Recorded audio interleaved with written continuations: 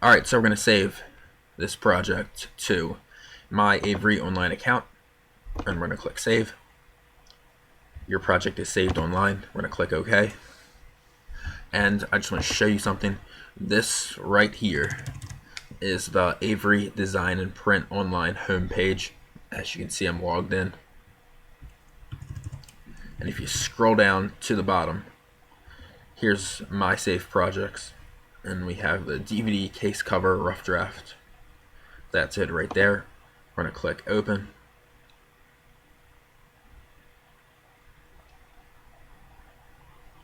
We're just going to wait for a minute for it to load. And there's the cover, and then we have the spine, and then the back with the synopsis. Good work, guys. Just image oversized, don't worry about it. Okay. So now we can basically just X out of that because that's done.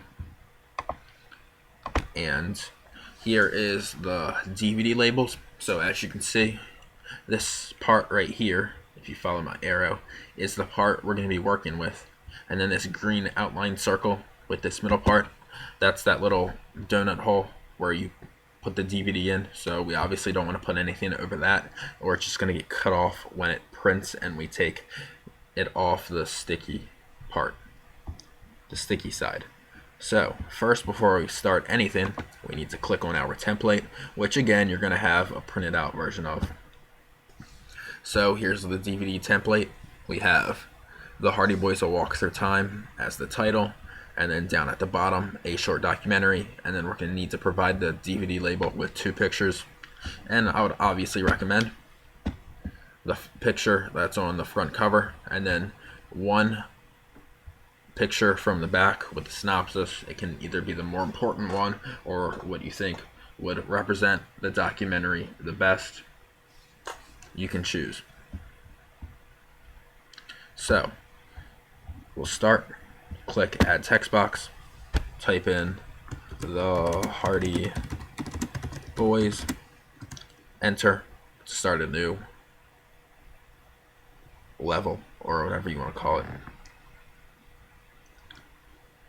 and type in A Walk Through Time. Oops, A Eel Through Time. Obviously, if you just mess up, click backspace. They walk through time, and then we're just going to move it up to the top. And as you can see, we don't want to put it up at the very top because as you can see, it gets cut off. It will be cut off, and when it prints, it will get cut off. So let's look at this one, the first one where it won't get cut off, and let's just sit it there real quick, click out, and analyze it. So it looks like we have 1 empty box. And when I mean box, I mean we have 1 box here, 1 box here, and then down below it we have 1 box here, 1 box here, and then the whole thing represents a box, or let's call it a grid. So we have 1 box here that is blank, and then on the side where it makes a right triangle, we have this small box empty, which on the other side we have this small box empty also. Then we have 1 box empty, 1 box empty, and then it looks like we need to move it over just a little bit because this box is empty here, and it starts a T3 with leaving 3/4 of the box empty, and then here there's no leaving 3/4 of the box empty, so we need to move it over and then go out of it, and we leave that 1 small right triangle, and then that another box right here, so that whole right triangle is empty, and then this whole right triangle is empty.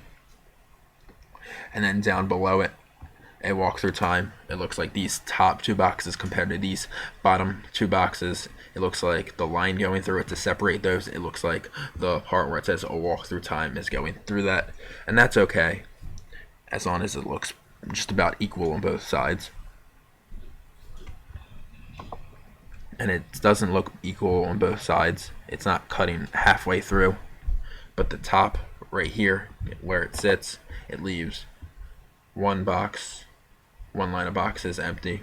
So we're just gonna completely disregard where that is placed because the grids are not present when we print it out, so it's not going to really matter all that much. And as you can see, we leave one box here, one box here, and then there's one box that's blank, another box that's blank, and then it starts, so it's equal on both sides. So now that we know that that's equal, we're going to click the pencil, we're going to go down to the bottom, we're going to add another text box, we're going to move it down to the bottom, and we're going to click A short documentary.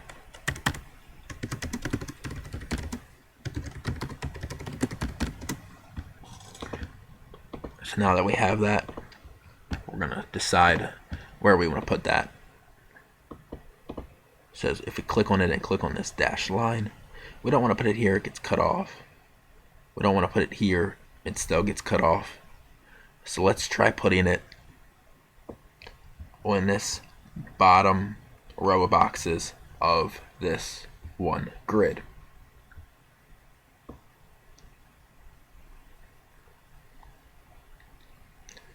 So if we put that so it looks just about equal, and then here we have this right triangle blank, and then this column of boxes of this grid, the left column of boxes is blank, and then we have this right triangle blank, and then these right column of boxes blank, but it looks like the Y is coming over it just a little bit, so we're going to keep it where it is, or we're just going to move it over to the left just a little bit. And now if we look at it, that right triangle that right triangle grid is empty. This whole grid right here, and then this whole grid right here, and then this right column of boxes of this grid right here is empty, and then this left column of boxes of this grid right here is empty. So that looks just about equal there. So now it's picture time. I'm going to click so it's fit on the screen again. So we're going to go to images from my computer, and we're first going to click on book 1, open, and we're going to place that right over here. And we obviously don't want it to be too fat or too long. We want to make it so it's just about right.